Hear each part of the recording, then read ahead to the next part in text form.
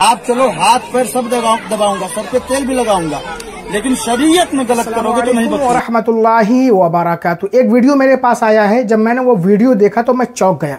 भाई इमाम साहब ने निकाह पढ़ाने से ही इनकार कर दिया, यहाँ तक कह दिया अगर कोई इनका निकाह पढ़ाएगा तो मैं पढ़ाने भी नहीं दूंगा।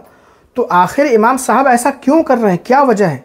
तो इमाम साहब की ये वीडियो आप पहले देख लीजिए। रसूल अली पहले आप पूछ लीजिए, ये दूसरों का तरीका है।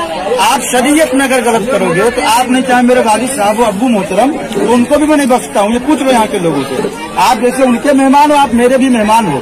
आप चलो हाथ पैर सब दबाऊंगा, सर पे तेल भी लगाऊंगा, वीडियो में बने लेकिन शरीयत में गलत करोगे तो नहीं बख्शूंगा।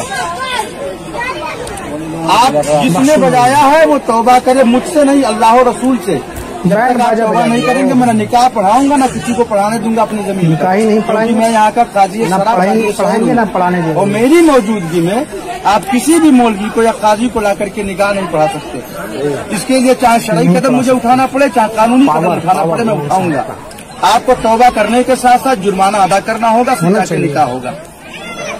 और ये इबरत होगा, सबक होगा हर जगह के लिए, हर एक मुसलमान के लिए। सोचो जरा, बहुत जरूरी इम्पोर्टेंट। इसी तरह की शादियां आप करते हैं, इसमें अल्लाह के नेक बंदे कहाँ से आएंगे? शैतान आते हैं, 2 महीना 4 महीना 6 महीना बाद घर जब बर्बाद होता तो भाग करके मेरे ही पास आते हो, या हम जैसे मौलवियों के पास जाते हो। बहू हमारी टेढ़ी चल रही है तो लड़का सिर्फ बहू की सुनता है, मेरी नहीं सुनता। तुमने जब शैतान को दावत।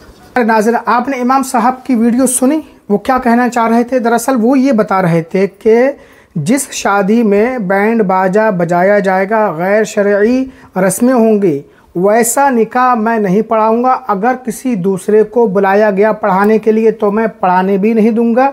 मैं उसके लिए कानूनन एतबार से, कानून के एतबार से, कानून के दायरे में रहकर जो कदम उठाना पड़े उठाऊंगा। इमाम साहब अपनी पावर दिखा रहे हैं और दिखाना चाहिए। आज हमारे यहाँ जो शादी होती हैं और है ना विवाह होते हैं, इसमें ऐसी नाजायज़ हराम रस्में होती हैं। गुनाह अलग है, पैसों की बर्बादी अलग है। लेकिन वहीं अगर इनके दरवाज़े पर कोई है ना 100 रुपए के लिए, चंदा के लिए मस्जिद का इमाम चला जाए, मदरसे का कोई आलिम चला जाए, तो इनको अपनी पूरी सारी गरीबी याद आ जाती है। कारोबार ठप पड़ा हुआ है, कारोबार चल नहीं रहा है, कैसे दूंगा, जेब खाली है, कर्जा हो गया। लेकिन जब ये शादी करते हैं तो लाखों रुपए इनके पास कहाँ से बरस आते हैं, पेड़ उगाता है, पता ही नहीं चलता है। तो इमाम साहब की बातों से मैं बिल्कुल एग्री करता हूँ कि इमाम साहब ने बिल्कुल सही किया है। बैंड बाजा बजाया है, नाजायज़ व हराम है, तो फिर तौबा कीजिए, उसके बाद ही निकाह पढ़ाया जाएगा।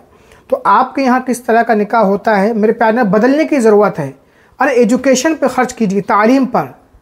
तालीम से कौम का मुस्तकबिल है। जिस कौम में तालीम नहीं है वहाँ के लोग तरक्की नहीं कर पाते। आज जापान जो हमारे इंडिया से 50 साल आगे जी रहा है, आप जानते हैं वहाँ पर 99% एजुकेटेड होते हैं, पढ़े लिखे होते हैं।